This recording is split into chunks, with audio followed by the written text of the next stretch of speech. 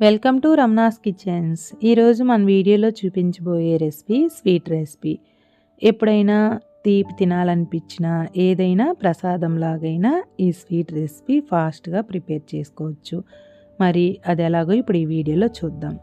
ముందుగా ప్యాన్లో 2 టేబుల్ స్పూన్లు నెయ్యి వేసుకొని, నెయ్యి కొంచెం హీట్ అయిన తర్వాత కప్పు గోధుమ రవ్వ వేసుకొని లో ఫ్లేమ్లో అడుగంటకుండా గోధుమ రవ్వ అనేది వేయించుకోవాలి.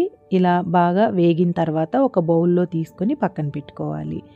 ఇప్పుడు అదే ప్యాన్లో కప్పు గోధుమ రవ్వకు 3 కప్పులు నీళ్లు వేసుకొని నీళ్లు బాగా మరగనివ్వాలి. ఇలా నీళ్లు మరిగేటప్పుడు మనం ముందుగా వేయించుకున్న గోధుమ రవ్వ వేసేసుకొని లో ఫ్లేమ్లో అడుగంటకుండా కలుపుకుంటూ ఉడికించుకోవాలి. గోధుమ రవ్వ మొత్తం బాగా ఉడికే వరకు కలుపుతూ లో ఫ్లేమ్లోనే అడుగంటకుండా ఇలా ఉడికించుకోవాలి. ఇప్పుడు కప్పు గోధుమ రవ్వకి కప్పు పంచదార వేసుకోవాలి. మీకు స్వీట్ సరిపోదు అనుకుంటే ఇంకా 2 టేబుల్ స్పూన్ల వరకు పంచదార ఎక్కువ వేసుకొని పంచదార అంతా కరిగే వరకు కలుపుతూ ఉడికించుకోండి. ఇప్పుడు మంచి ఫ్లేవర్ కోసం పావు టేబుల్ స్పూన్ వరకు యాలకుల పొడి వేసుకొని అలాగే చిటికెడు ఫుడ్ కలర్ కూడా వేసుకొని ఒకసారి అంతా కలుపుకోండి. మీకు ఫుడ్ కలర్ వద్దంటే స్కిప్ చేయొచ్చు. ఇలా బాగా అంతా కలుపుకున్న తర్వాత 2 టేబుల్ స్పూన్లు మళ్ళీ నెయ్యి వేసుకొని ఈ మిశ్రమం అంతా దగ్గర పడే వరకు కలుపుతూ లో ఫ్లేమ్లోనే ఉడికించుకోండి.